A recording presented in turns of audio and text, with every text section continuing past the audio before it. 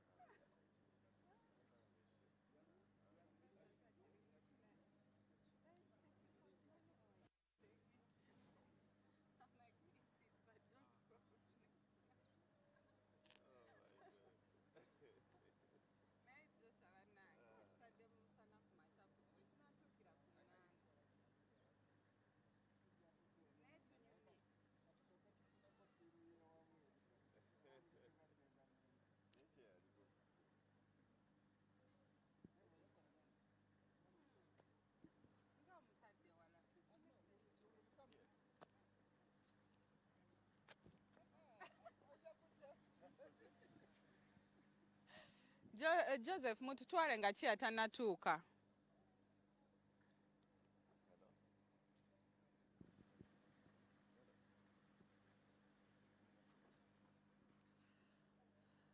Joseph.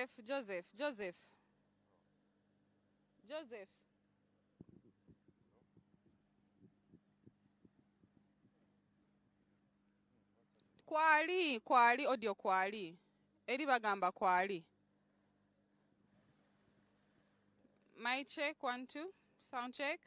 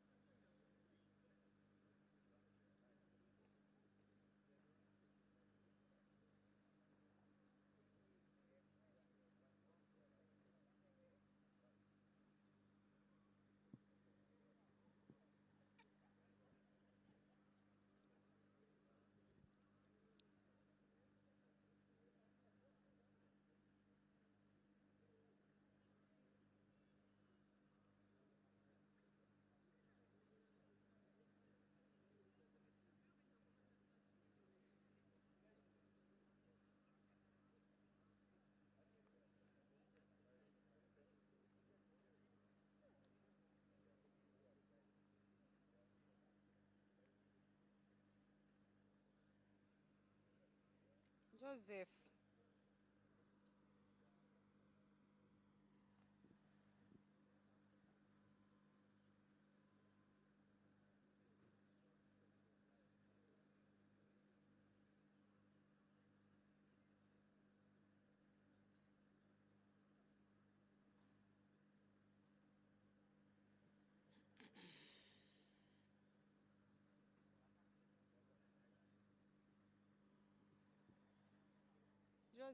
Joseph.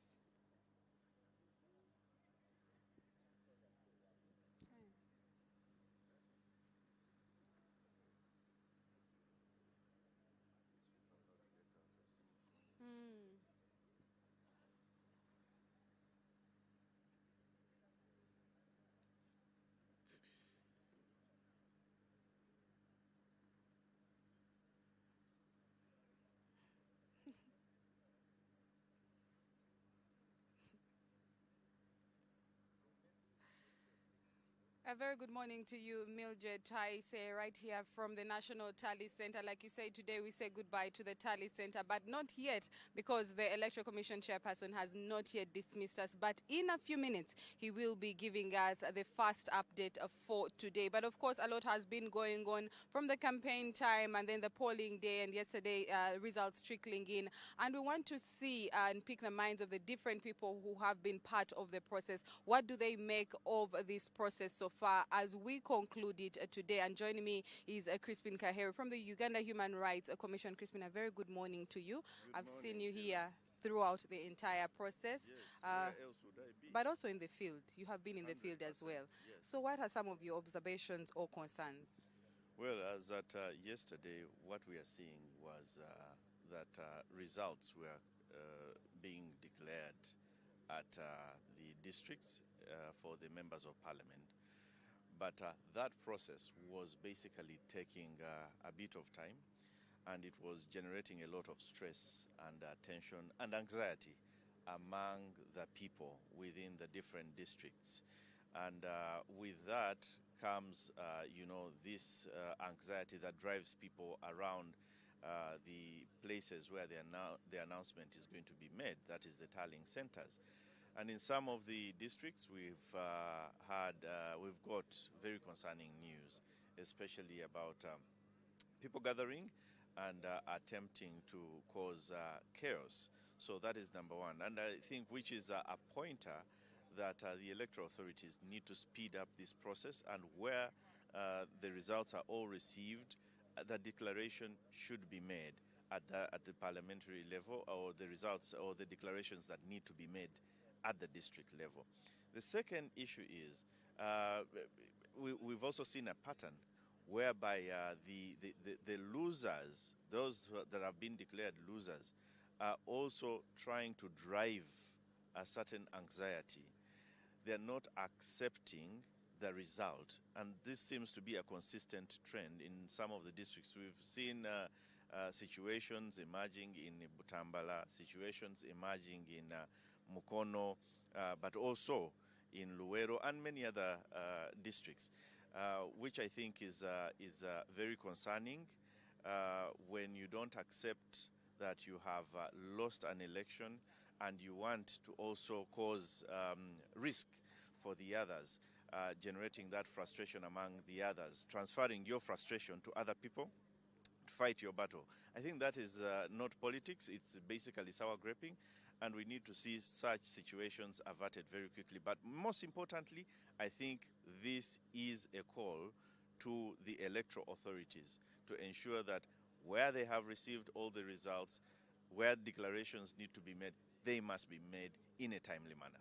Where do you think the challenge is? Is it in staffing? Is it in preparation on the side of the Electoral Commission? Because the challenges that you've just highlighted, these are challenges that we've had even in the previous elections. The delay of announcements from the district, the winners and losers having issues, especially the losers not wanting to accept. But when you get into this process, you know that there is a winner and loser. However, when announcements are made, we see the same challenges. It's a very unfortunate culture, and not only in Uganda, but in many parts of the world, that when people lose an election, they do not want to outrightly come out and accept their loss. I think it's a civic culture that we need to nurture, of accepting defeat in an election. Like you have said very clearly, when you enter a race, you know there is going to be a winner and there is going to be somebody who will not win the election. So it's a civic culture that we need to continue nurturing to ensure that people take it with grace, that loss is part of the process, and if you lose, you've not lost everything. Now, the challenge with societies like our very own is that people stake their all for an election. They sell their houses, they get loans, they get, they even practice witchcraft to win an election. So that level of desperacy to get into political office is part of the reason why many people don't accept loss with the grace and dignity that they should. How do you think we can better prepare on the side of the Electoral Commission? First, we had the issues of the machines not working in the morning, delay of voter materials at the different polling stations. But these are issues away from the machines. These are issues, the delay of the materials being taken to the different stations. This is an issue that has been going on 2021, 2016, and now delay of results coming from the district to the main tally center. How do we address those challenges? Those are logistical challenges, but Sheila, I also want to assure you that if you compare the previous elections and this election, I don't think the delay in delivery of polling materials to the last mile, to the polling stations, was as concerning as we have seen in previous elections. I think this was better managed. I mean, for heaven's sake, by 8 o'clock, by 7:30, most of the polling stations already had polling materials. I think what caused the delay this time was the biometric voter verification kits. But in terms of the delivery, I think this was better managed. And we need to continue making those improvements.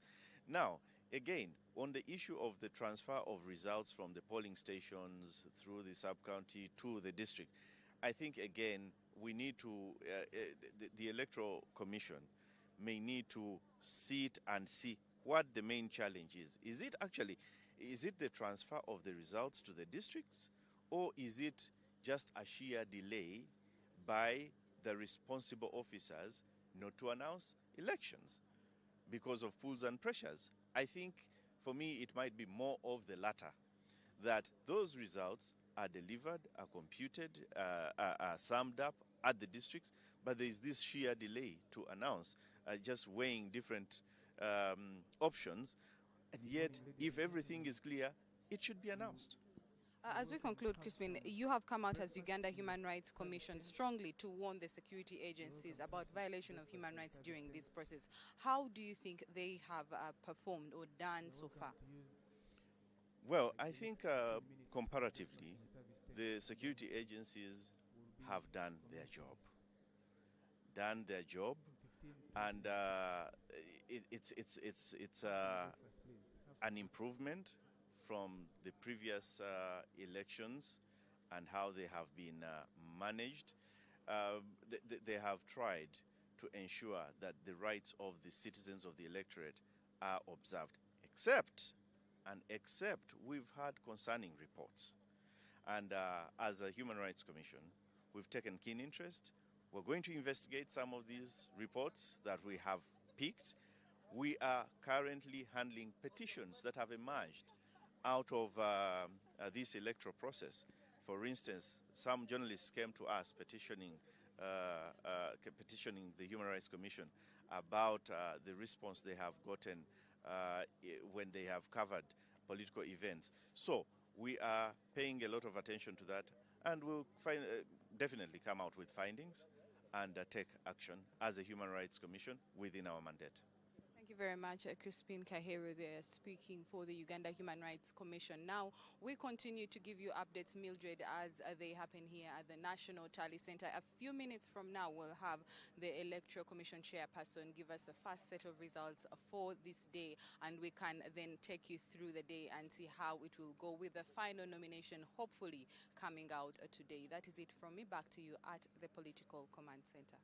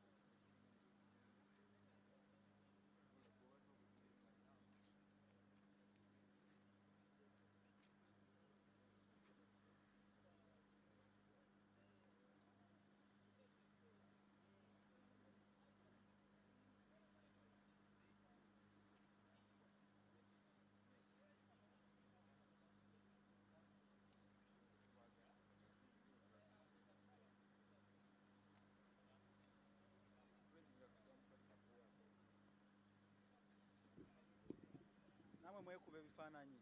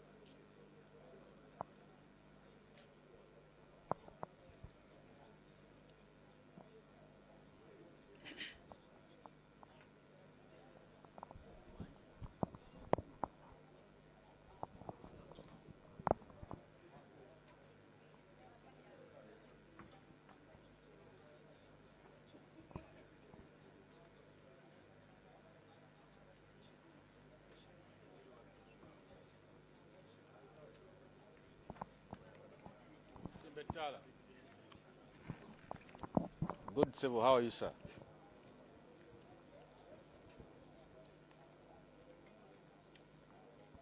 Alaikum.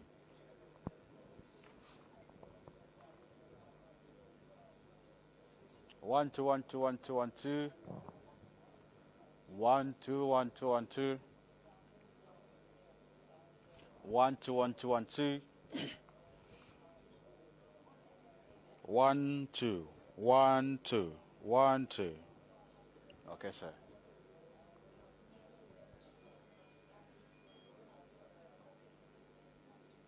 Okay. Okay.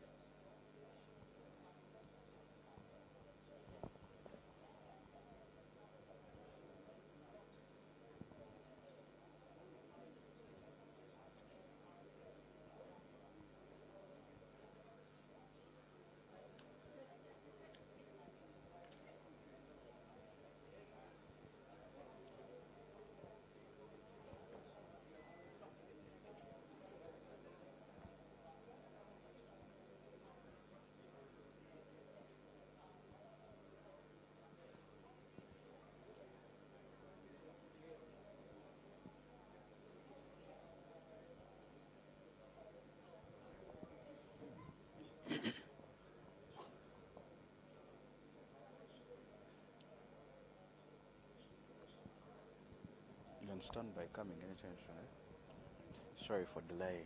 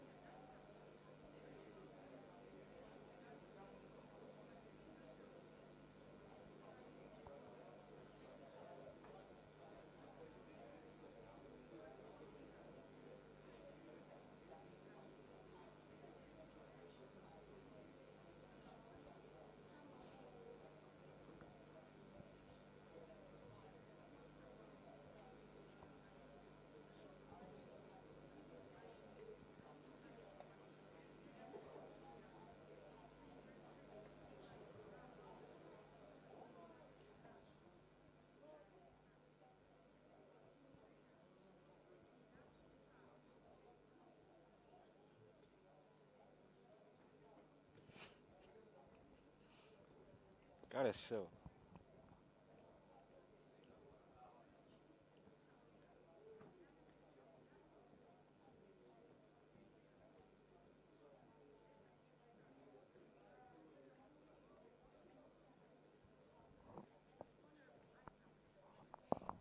So they have declared Lohindi.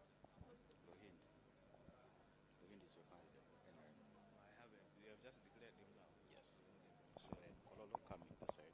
That is where we shall pick from. That is where we're going to pick from. Yes. So now they are left with Kawempe. Now they are left with Kawempe. Which one?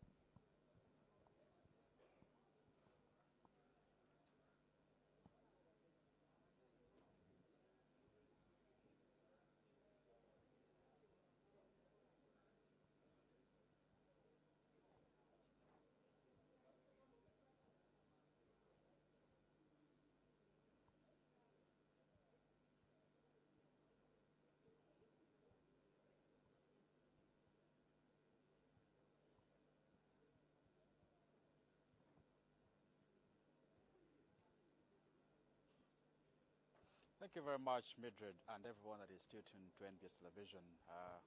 We are in Lubowa, like clearly stated, just counting 2 minutes before the EC chairperson really addresses the nation on the latest update. But joining me this morning is NRM lead counsel, Enoch Barter. However, a very good morning. We are live on NBS. The map is getting yellow. What strategies did you use? Thank you very much. Yes, indeed, the map is very yellow. I think we've had a very good run in this campaign. It was visible in the way we run our campaign, but it is good to see that the results are matching how we run our campaign. I mean, all the it was multi-pronged. We had, of course, our candidates' rallies. We had then our village meetings at the parish levels. We had, of course, Uganda for Museveni, Sauti ya Vijana, all women for Museveni, and it is beautiful to see how the results have come together and how we have been able to color Uganda yellow.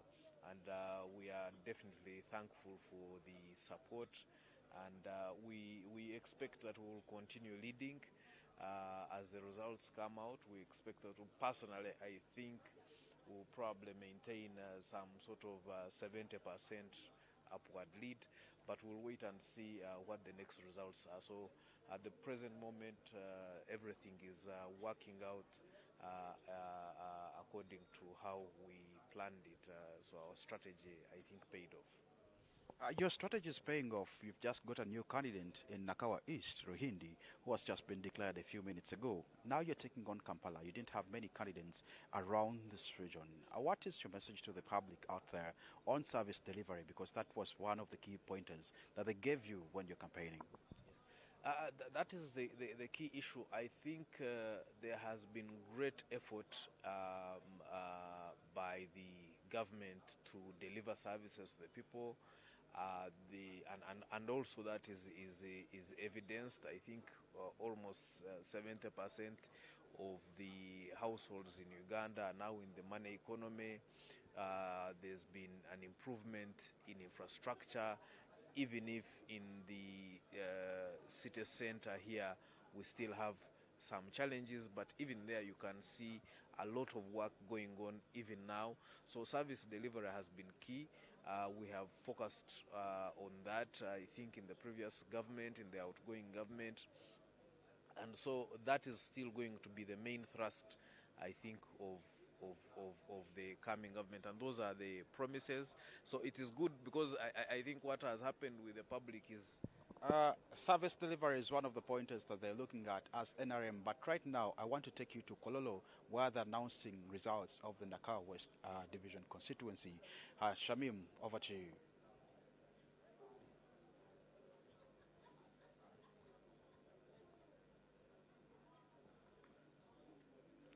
Okay. Just announcing Nakawa West. Nakawa West. Situation, waiting for results for a few days. Nakawa West is now... They're announcing now. Senor. Yes.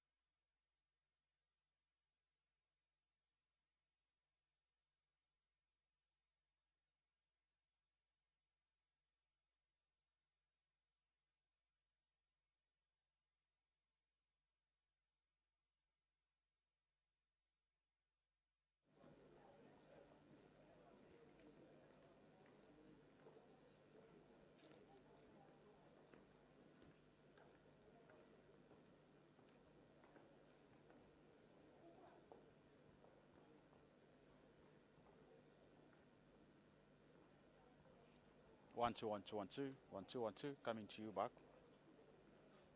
Akomio. Akomio. Okay. Okay.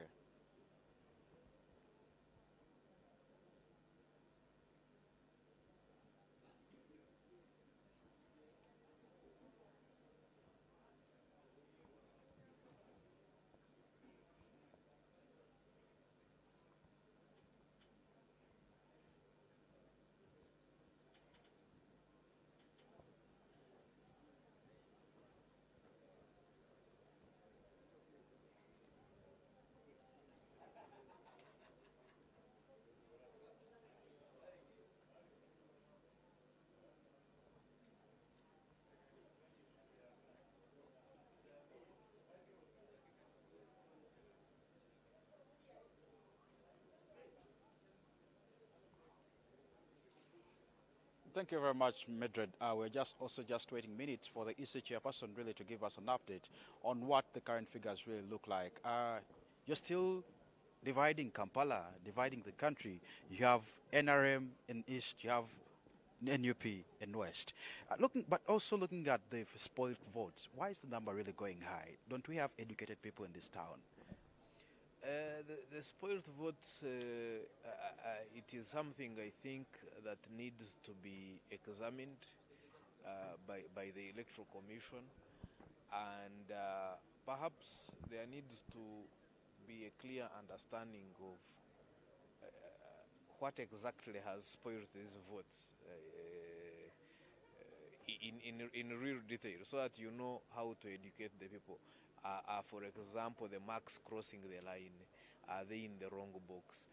People placing marks on multiple candidates, so that you can know exactly which problem you are addressing, because it is certainly concerning that our people, having gone through several cycles of elections, are still making these errors. It will also be interesting to see if those can be corrected in the remaining elections for the local government. But that is certainly an issue I think that the EC has to pay more attention to in terms of civic education. Joe Senyonyi has just won his constituency back. Looking at inclusivity within the NRM, normally there's been a notion where saying that you voted badly, you voted wrongly, but now you're dividing the constituencies, NUP, NRM. Should we look at inclusivity among the new government? The NRM government has historically been a unifying party. In fact, one of the core principles of the NRM is national unity. So that is not beyond imagination, and the NRM has always been willing to work with everybody who can align with the ideology, who can align with the service delivery, who can align with the plans and the services that are promised to the people. So that is not beyond imagination, but it is also a good thing to see that people have chosen. I would like to think that only the NRM led strictly issue-based campaign. I feel that all the other parties were mainly about so and so must go and so must go, rather than the actual issues. And I think the people have listened to the NRM message on service delivery, on the various achievements that need to be made, and they have also had the evidence of the achievements that have been made so far, and have trusted the NRM with a vote. I believe that by the end of this day, we will confirm that the people have entrusted the NRM with their vote for the next term of leadership. For the next time of leadership, before we cross over to Kololo, where Joe Senyonyi is going to be speaking to us, I want you to finally really have a comment. People that did not vote for NRM, what is your message to them? Those who did? Those who did not vote for NRM, it is now in Uganda. Those who did not vote for NRM, first of all, we are nonetheless very, very happy that they went out and exercised their civic duty, their civic right to vote. It is very, very important that they did that, because we then get to listen to them, we get to understand where they are coming from, and we get to commit ourselves to address whatever grievances or whatever issues they might have had. We will also, of course, like to encourage them to equally listen to our message, evaluate it, and let's have this debate and see if in fact they have a different strategy or they have a different approach to matters. We are happy for that, but most importantly, nonetheless, we are happy that they have exercised their civic right. We encourage them to remember that this is just an issue of choosing leaders, but as Ugandans we are one, and we should remain solid, we should remain peaceful, and we should remain within the bounds and limits of the law. Thank you very much, Council. The countdown for the minutes is on, and the EC chairperson is just on his way, walking in right now for another update to the nation on how really the figures are looking like right now. And I'll just take you straight to the big table to just listen in on what the new update is. Thank you.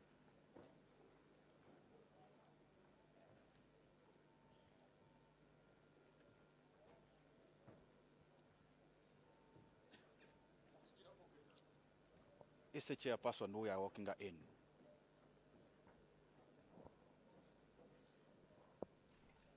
It's the chairperson we are. Okay.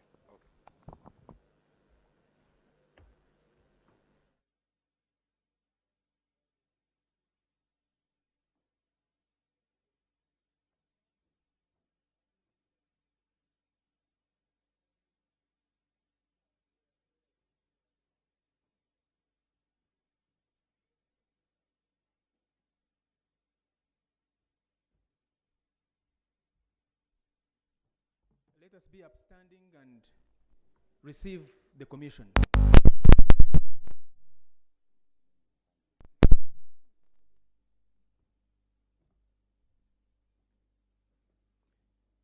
That is the commission, the Electoral Commission,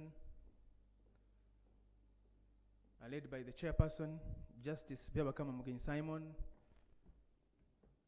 and the deputy chairperson, Hajat Aisha Rubega, and the members of the commission. When we get to the platform, we'll remain upstanding and we'll start by singing the national anthem and the East African anthem, all the stanzas.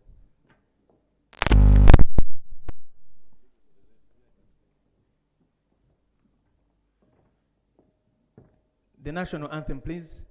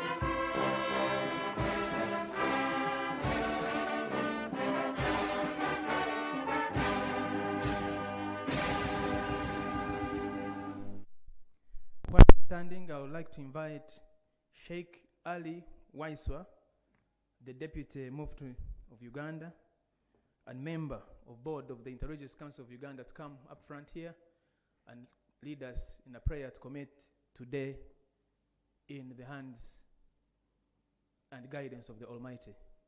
Sheikh Ali Waiswa, the Deputy Mufti and member of the board of the Interreligious Council of Uganda. You're welcome, sir.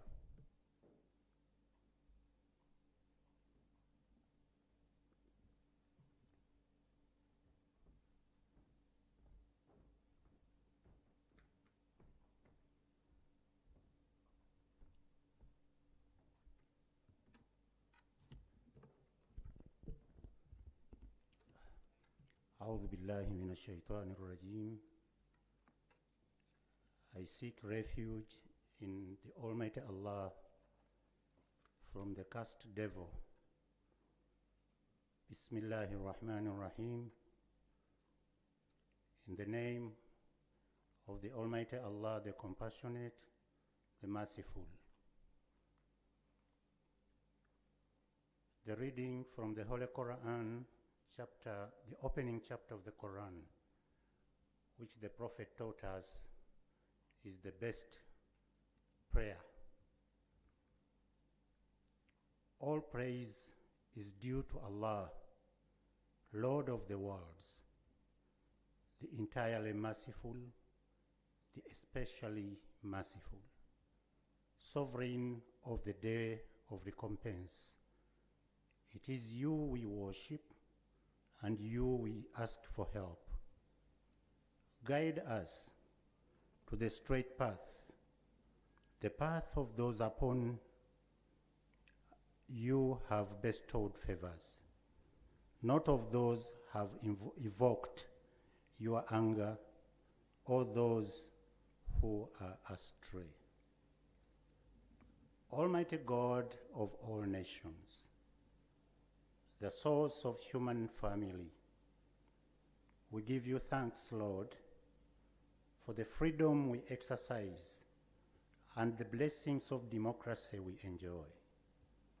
We pray for the divine guidance to preserve and promote unity in diversity in our beloved nation.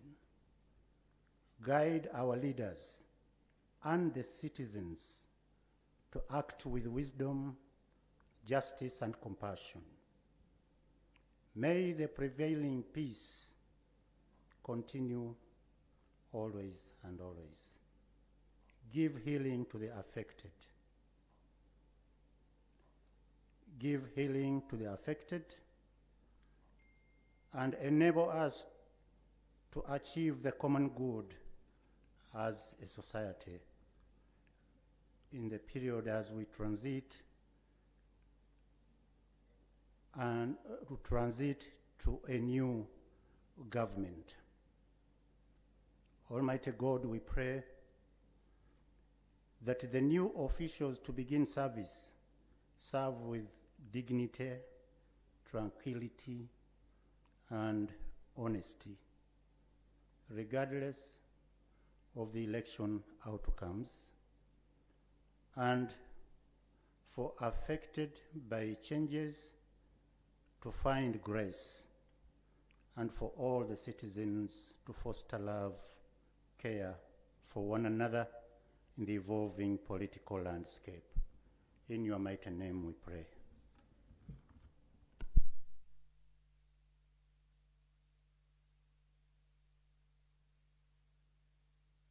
You may take your seats.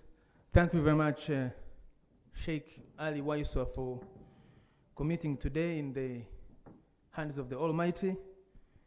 The chairperson of the Electoral Commission, Justice Byabakama Mugen Simon, the deputy chairperson, Hajat Aisha Rubega, Commissioner Stephen Tashobia, Commissioner Peter Emorut, Commissioner Caroline Binamario, Commissioner Dr. Simba Kayunga Sali, Commissioner Anthony Okero, Mr. Richard Kamushababo, the acting secretary, agents of presidential candidates here, representatives of political parties, heads of observer missions that are present, both local and international, members of the diplomatic corps, representatives of civil society organization, and those of government agencies, heads of clergy, media, members of staff of the Electoral Commission. Ladies and gentlemen, I welcome you to the EC grounds, Electoral Commission grounds here in Rweza, which is the venue of the National Tally Center for presidential elections of 2026. I take this opportunity now to invite the chairperson of the Electoral Commission, Justice Byabakama Mugenyi Simon, to constitute us and lead us. Thank you very much, Lord Chair.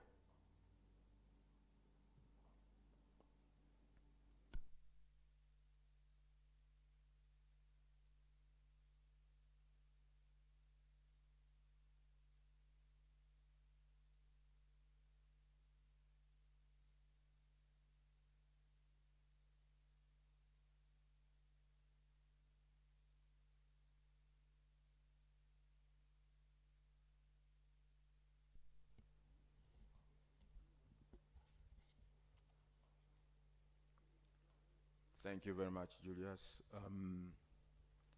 Our distinguished guests in your respective capacities, good morning and welcome to the National Tally Center once again, where the Commission has the pleasure to update you and the fellow countrymen who are watching us on the various TV mediums.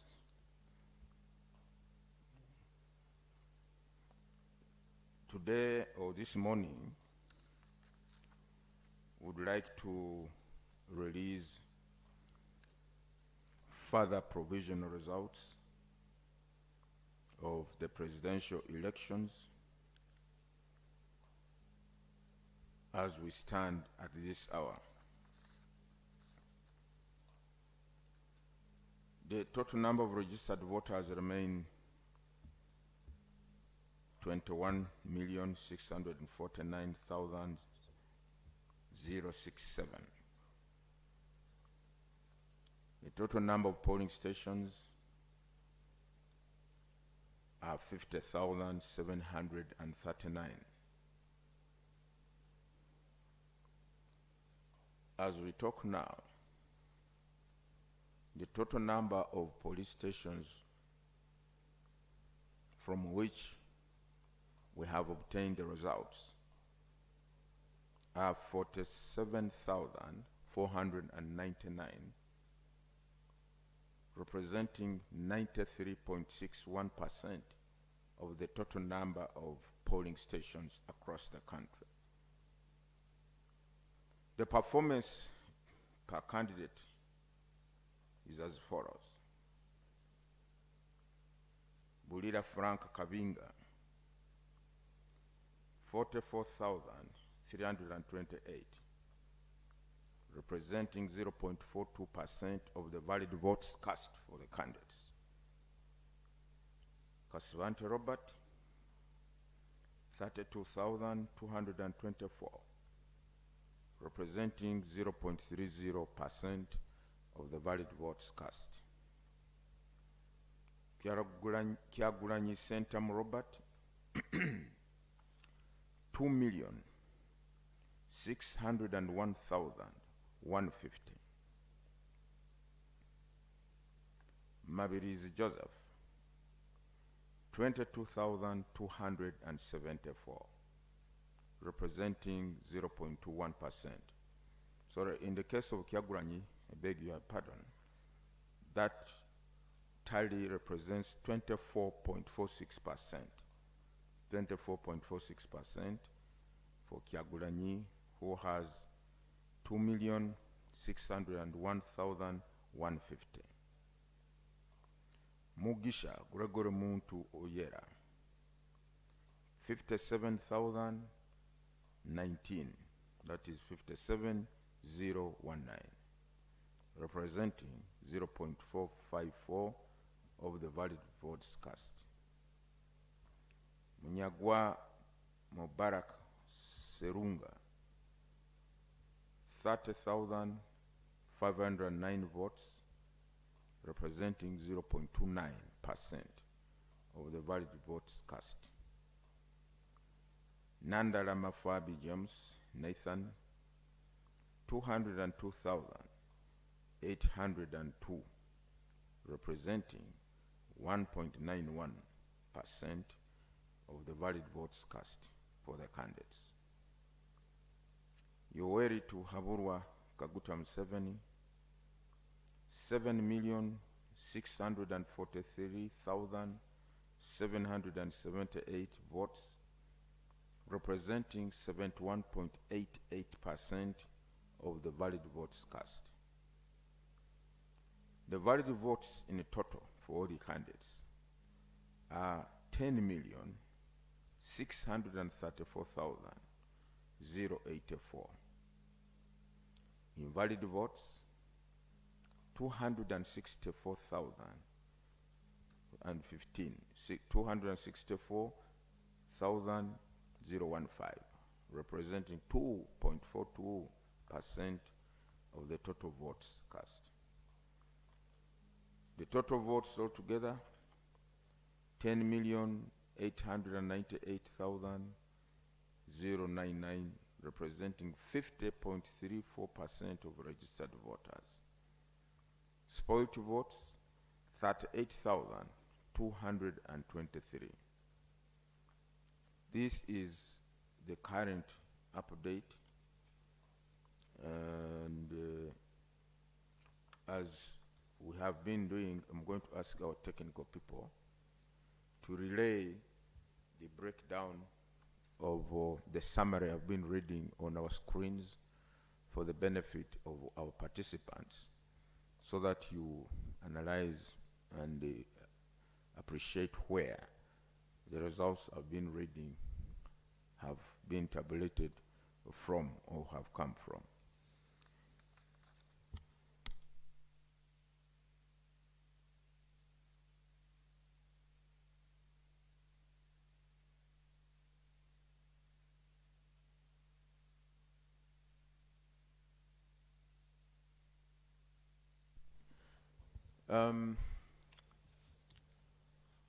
I also wish to inform our distinguished guests that the next update will be at 2 p.m. The next update or release of the provisional results or results will be at 2 p.m. I thank you. You're welcome. Keep around, look at the statistics, analyze them, and you can have a cup of coffee if you want. Thank you so much.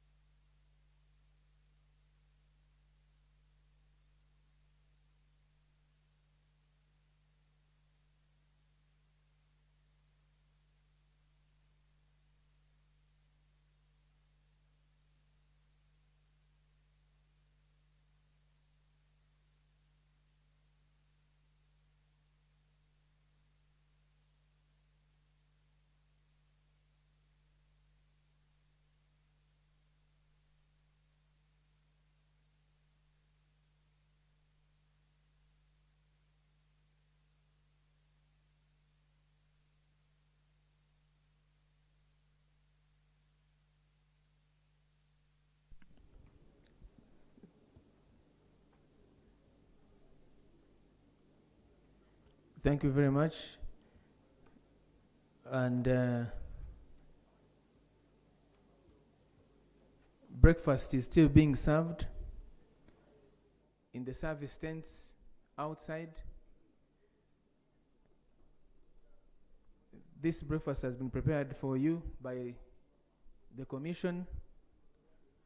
Please partake of it. it is your breakfast. You are welcome once again to the Electoral Commission grounds here at Rubowa in Makindye Sabagabo. This is the home. This is going to be the permanent home of the Electoral Commission, first permanent home of the Electoral Commission, once the constructions that are planned have been set up. So you are welcome to the EC home. You are welcome to your home, because it is your Electoral Commission. Thank you very much, and help yourselves to breakfast, and see you at 2 p.m.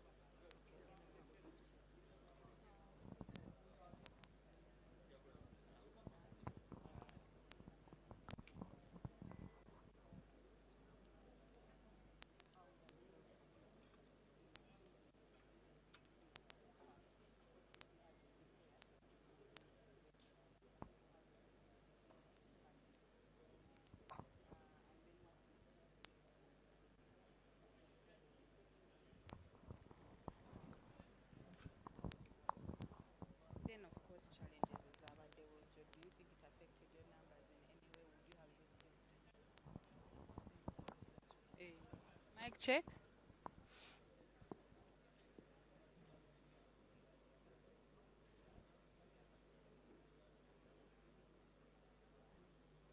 Okay.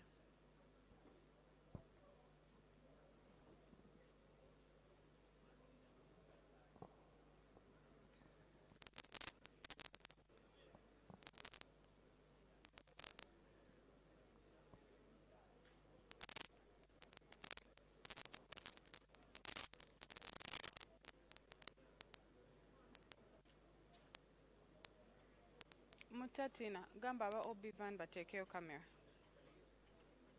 I can have my notebook. Yes, you can. It's okay. Nyweza cable, chitimbo.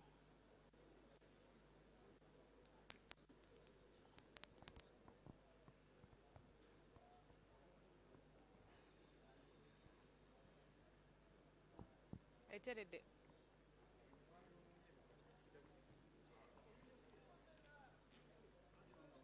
Media badagamba mutereze cable. Eterede, chitimbo eterede.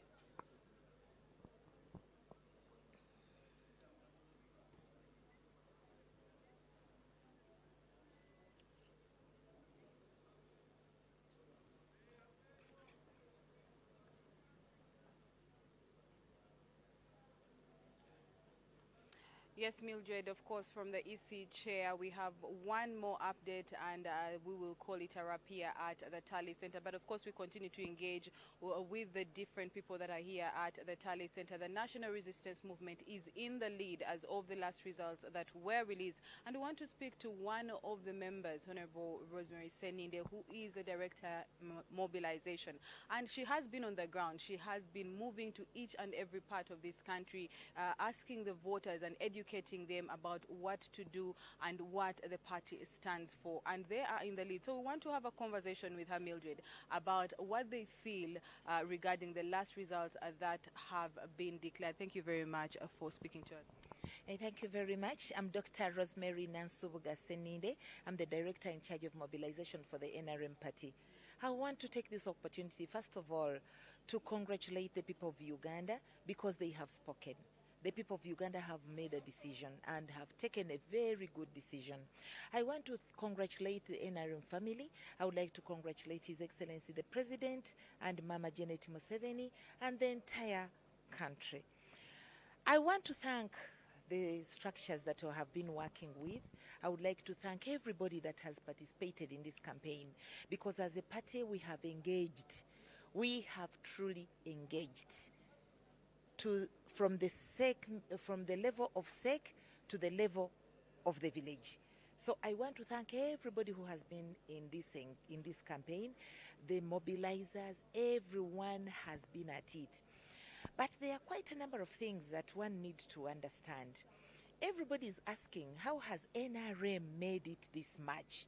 Because to be honest, everybody would want to know how we have been able to pull it off to this magnitude, because when you compare 2021, we didn't perform that good. Our performance wasn't very good, much as we won, but we had about 5 million and so some votes. But this time round, we are already in 7 point something millions, and I believe by the end of all, if we have 100% votes coming in, I'm sure we shall go beyond the 7.6 million. So would you attribute your efforts in mobilization to the numbers that we have seen today? We can't underestimate that. The strategies we employed, we can't underestimate that. But there are 4 critical issues that everyone would appreciate that makes a successful campaign. One of them is the quality of the product. Our product as a party was our candidate. Our candidate was had a credible name. Our candidate had a credible image. Our candidate had a credible visibility, and our candidate had recognition. So he was a quality product that we were selling as a party. So we can't underestimate that. Now, secondly, you look at the message. As a party, we had a message. Our message was very strong. It was a message giving hope to the people of Uganda, protecting the gains. There is no Ugandan who has not had some achievement in their lives. And most important, all those achievements have been got because of the peace that we are enjoying as a country. Just imagine, my sister and our dear viewers, we have just concluded this election. Imagine what kind of chaos we would have in the country if we didn't have a leadership that protects this peace and the security of the people of Uganda. Just imagine. We saw what happened in our in the neighborhood when they completed the elections. What happened? But as a country, we must thank God. So we had a message. Our message was giving people hope.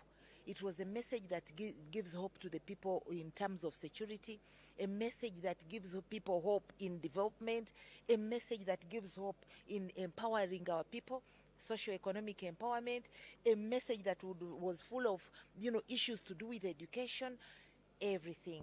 I can't mention all and I finish them. Yes. So, thirdly, if you don't have structures, sometimes it becomes a problem. So we had structures. We have structures right from the village. And this time round, we have worked with our structures very closely. And that alone has given us a very big mileage. And I want to thank His Excellency the President as our candidate and our chairman of the party, who agreed that we have to work with the structures. And actually the structures have been our campaign task forces. So we have worked with the structures, and this alone has helped the party greatly.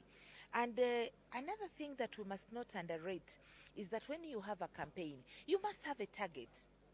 As a party, we had a target. What was your target? A chibalo. We had made our chibalo, and our target was to get more than 8 million votes. That was our target. Our target was we should get more than 8 million votes, at least between 8 to 13 million votes. We could have been affected by the turn-up. And of course, the turn-up. What do you think? What could you attribute to that turn-up? The low turn-up, in my view, could have quite a number of issues. One, especially our elderly people were telling us they were fearing to come to vote because of the intimidation by the young people in the opposition, who were telling them, if you go to vote, we shall beat you up. So those ones were there. We can't underrate that. Now, secondly, the machines, the BVV machines. Yes, we want to thank the Electoral Commission, because I'm sure it would have been a good thing, but the fact that they didn't work, many people came early morning. By 6 o'clock, many polling stations already had a big turn-up. But by midday, many polling stations had not voted. In my case, in my village, by midday, we had not started voting. So many of the people that had come in the morning, those who thought, let me go early and then I can go and do other things, many of them got frustrated and went away. So we lost some number based on that delay. Do you think the wrangles in a few areas within the party could also have attributed to you losing a few of the numbers? For example, the Busoga region. When we are talking about the turn-up of the voters, I don't think it has an issue related to the conflicts between members. Oh, yeah. I agree with you. One of the things that probably could have affected us not to get the numbers that we were. But of course, I'm already, as a director in charge of mobilization, I'm very proud, and I want to thank God that even what we have got is good enough, is good, very good. But of course, I know we would have done better than that. We wanted to get over 80%. That was also our target. But the conflicts amongst our supporters, supporting independence, of course, it caused some gaps. So what next then for the party? Because we see the citizens say that during this time for elections, there are so many promises that are made by the different candidates, and after that, you forget about them. What plan do you have for the people? You have made many promises to them. You have delivered on some not yet. What next for the party? The good thing, this is already, we are always in a learning environment. It is a learning situation. As we speak, there is quite a lot that we have learned during this campaign. And if we are to, because we must now start the campaign for next season,